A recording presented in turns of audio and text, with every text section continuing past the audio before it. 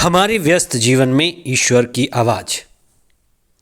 प्रकृति के कई रूप हैं, प्रकृति के कई चेहरे हैं। कभी शांत चेहरा, कभी सुंदर चेहरा, तो प्रकृति का कभी आतंक और रौद्र रूप भी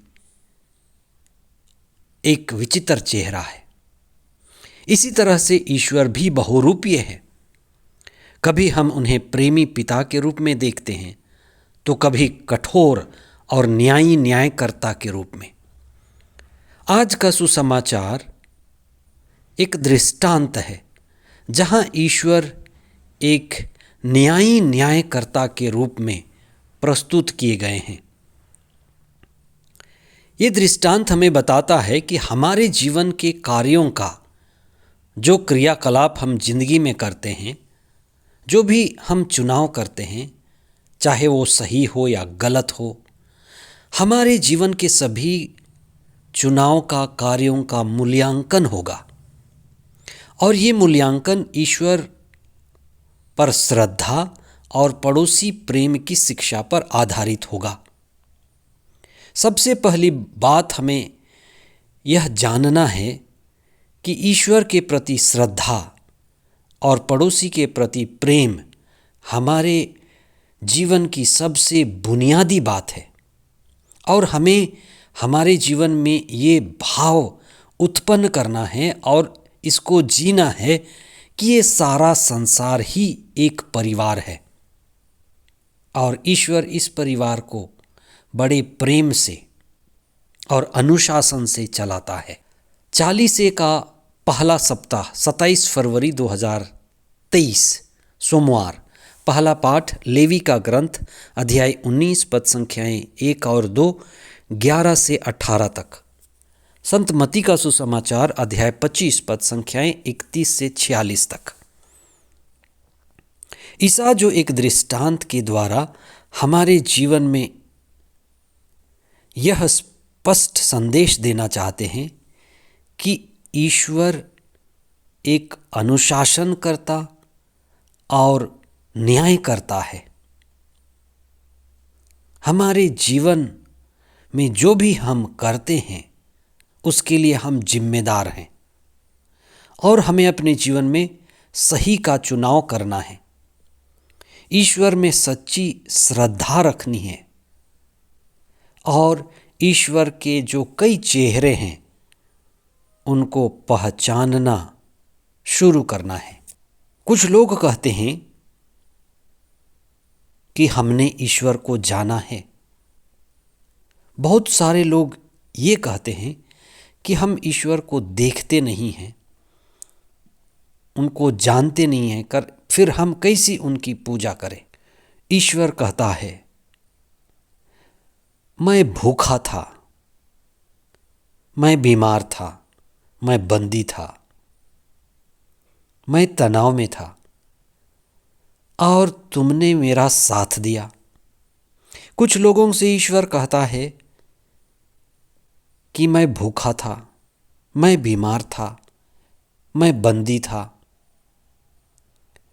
और तुमने मेरा साथ नहीं दिया। ईश्वर मनुष्य का रूप धारण कर हमारे बीच में निवास करता है।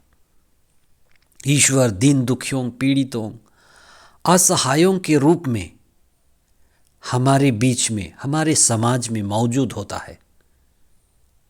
ईश्वर चाहता है कि हम दीनहीन, परेशान, दुखी, गरीब लोगों के द्वारा ईश्वर की सेवा करें।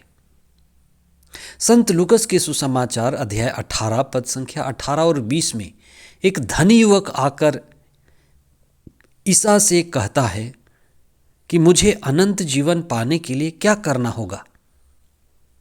ईसा ने उससे कहा, आज्ञाओं का पालन करो, संहिता का पालन करो। उस धनी युवक ने कहा कि ये तो मैं करता ही आ रहा हूं। फिर ईसा ने उससे कहा, तुम्हारे पास जो कुछ भी है उसे बेच दो और गरीबों में बांटो और मेरे पीछे चले आओ। ईश्वर की असली पहचान ईसा में है। ईसा स्वयं को ईश्वर के रूप में प्रस्तुत करते हैं। वास्तव में ईसा ने अपने जीवन को ईश्वर को समर्पित किया। हमें भी ये विश्वास करना है कि हमारे सभी कार्यों के चुनाव में, निर्णय में हमें सही का चुनाव करना है, क्योंकि जो भी हम चुनते हैं, करते हैं, उसका मूल्यांकन होता है। हमारे देश में एक बड़ा प्यारा शब्द है, दरिद्र नारायण।